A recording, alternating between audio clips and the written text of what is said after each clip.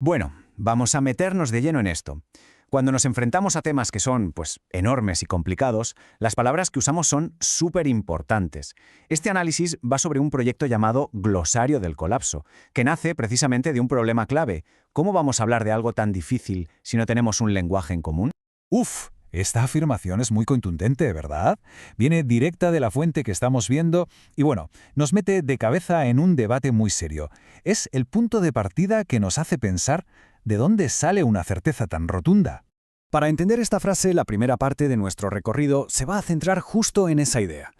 No como si fuera una profecía, sino como la conclusión a la que se llega después de observar una serie de hechos a lo largo de la historia. Y es que es fundamental entender que la idea del colapso no ha salido de la nada, no es un pánico de última hora. Como bien dice la fuente, es el resultado de muchas observaciones y advertencias que se han ido acumulando durante siglos. Para que se entienda mejor, vamos a hacer un pequeño viaje por la historia, un repaso rápido a esas advertencias clave que según el texto se dijeron bien claritas, pero, por lo que sea, la sociedad en general decidió no escuchar.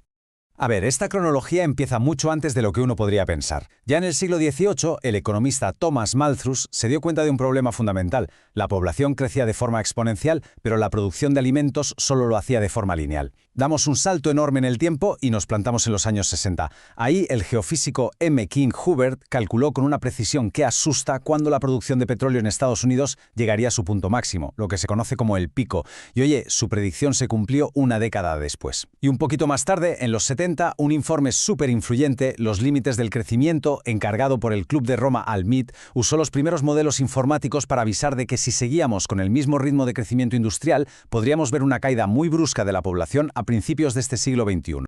Esta cita de la fuente, la verdad es que lo resume a la perfección.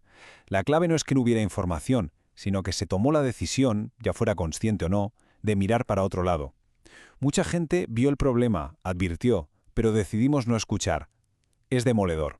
Y aquí es donde la cosa da un giro. Una vez que tenemos el contexto histórico, el análisis se va al verdadero meollo de la cuestión, al problema que el glosario del colapso intenta arreglar, el de la comunicación. El problema de las palabras, vamos. La idea es simple, pero es que es potentísima. Si queremos tener una conversación que sirva de algo sobre un tema con tantas caras como el colapso, lo primerísimo es asegurarnos de que todos usamos el mismo diccionario, por así decirlo. Si no hay un entendimiento común, la conversación se rompe antes de empezar. Y esto nos lleva a la pregunta del millón, la que mueve todo este proyecto. Cuando alguien dice crisis, decrecimiento o la propia palabra colapso, ¿de verdad estamos pensando todos en lo mismo? Lo que sugiere la fuente es que, la mayoría de las veces, la respuesta es que no, y esa diferencia es un problema enorme.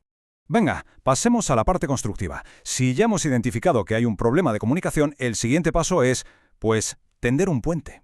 Y eso nos lleva a la propuesta central de esta iniciativa, la necesidad de crear, de forma activa, un lenguaje que todos compartamos.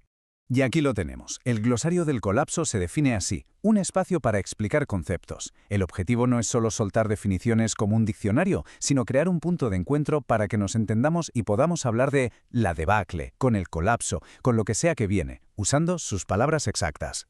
Y su manera de trabajar se basa en 3 principios que son para mí la clave de todo. Primero, hacerlo sencillo para que todo el mundo pueda entenderlo. Segundo, sin sensacionalismo, para huir del alarmismo y del miedo que no lleva a nada. Y tercero, sin filtros, para hablar de las cosas de frente con honestidad.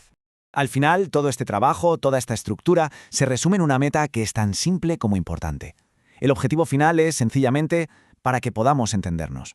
Y ya está. Ese es el motor de todo. Así que, para ir cerrando este análisis, nos quedamos con esta pregunta en el aire. No es una pregunta que busque una única respuesta, sino que nos invita a reflexionar. Nos empuja a ser más conscientes de las palabras que usamos y nos recuerda lo vital que es tener las ideas claras para enfrentarnos a los retos que tenemos por delante. Y ahora en serio, ¿de qué hablamos cuando hablamos de colapso?